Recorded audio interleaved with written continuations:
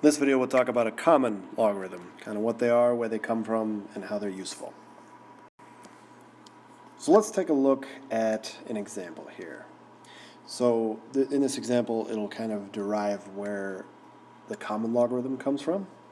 So if we consider log base 10 of x, where 10 is the base for our logarithm, usually most textbooks and especially calculators will use this as just log of x. They will just kind of neglect to put the 10.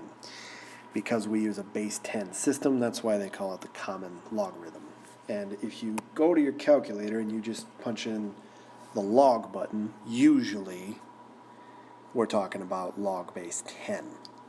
And again, this can be very useful, especially for change of base formula. If we're looking for trying to solve exponential equations with a base of 10, this can be very, very useful.